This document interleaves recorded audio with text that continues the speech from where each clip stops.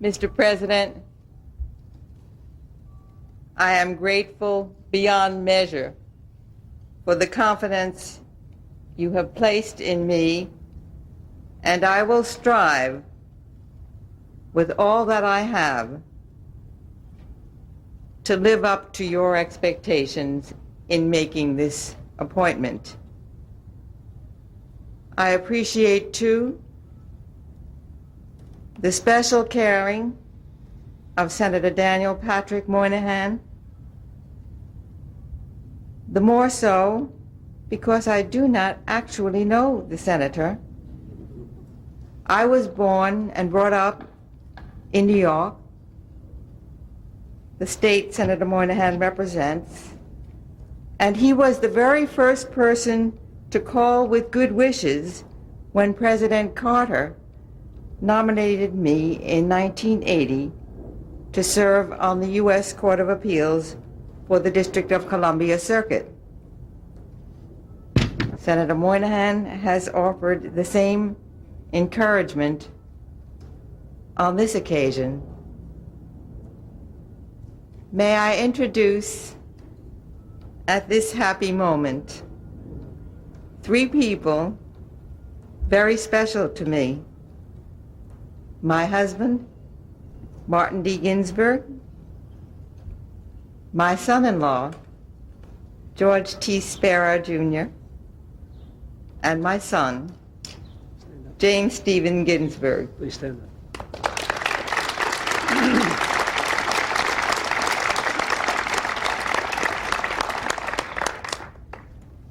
The announcement the President just made is significant, I believe, because it contributes to the end of the days when women, at least half the talent pool in our society, appear in high places only as one-at-a-time performers.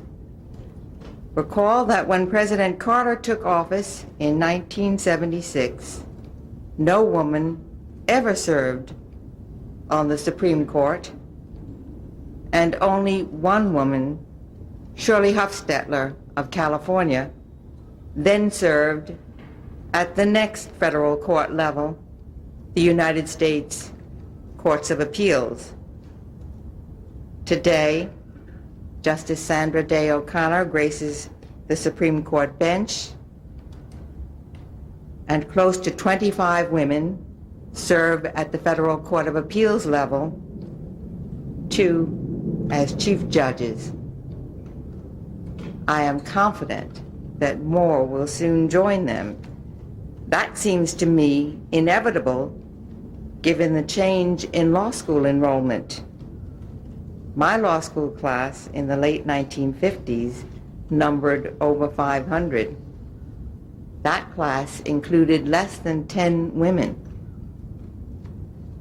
As the President said, not a law firm in the entire city of New York bid for my employment as a lawyer when I earned my degree. Today, few law schools have female enrollment under 40%, and several have reached or passed the 50% mark. And thanks to Title VII, no entry doors are barred.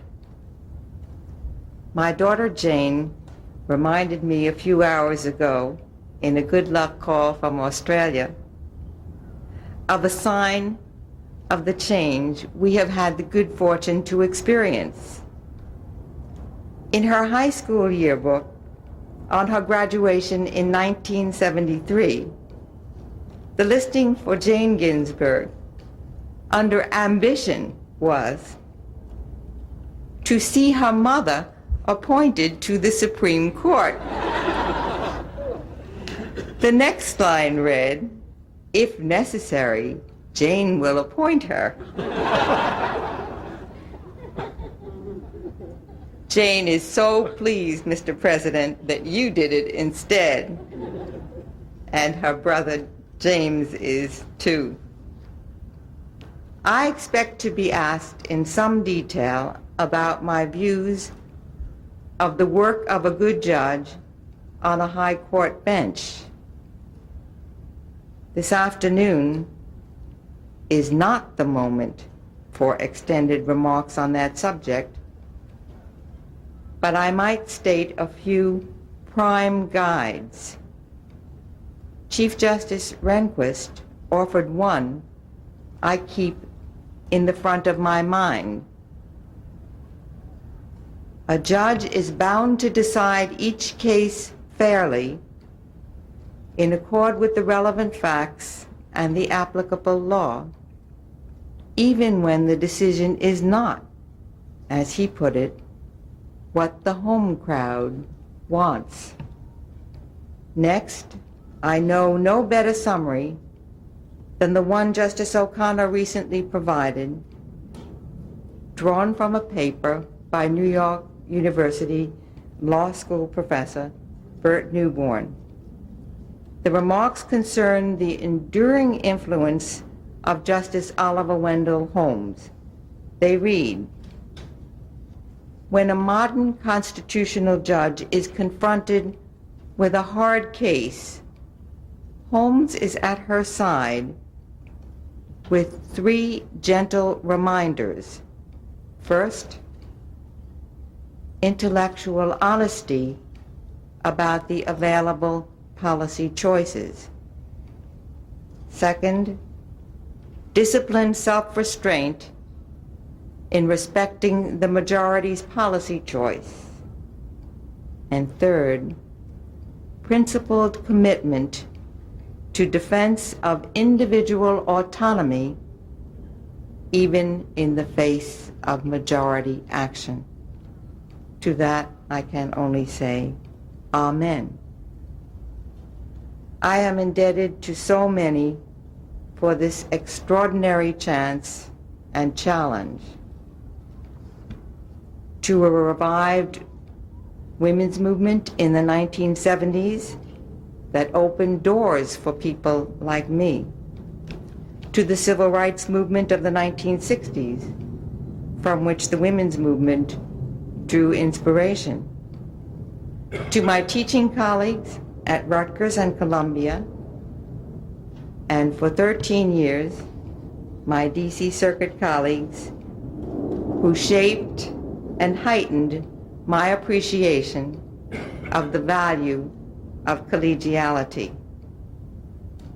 Most closely, I have been aided by my life's partner, Martin D. Ginsburg, who has been, since our teenage years, my best friend and biggest booster. By my mother-in-law, Evelyn Ginsburg, the most supportive parent a person could have. And by a daughter and son with the taste to appreciate that Daddy cooks ever so much better than Mommy, and so phased me out of the kitchen at a relatively early age.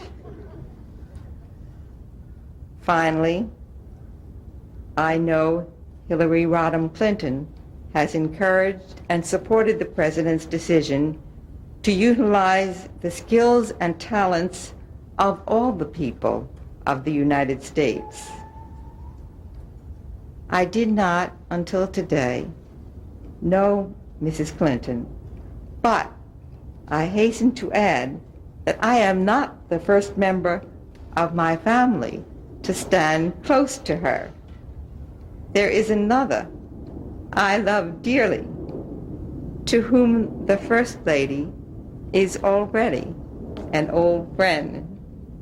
My wonderful granddaughter, Clara, witnessed this super unposed photograph taken last October when Mrs. Clinton visited the nursery school in New York and led the little ones in the toothbrush song. The small person right in front is Clara. I have a last thank you. It is to my mother, Celia Amster Bader, the bravest and strongest person I have known, who was taken from me much too soon. I pray that I may be all that she would have been had she lived in an age when women could aspire and achieve, and daughters are cherished as much as sons. I look forward to stimulating weeks this summer, and if I am confirmed, to working at a neighboring court to the best of my ability for the advancement of the law in the service of society.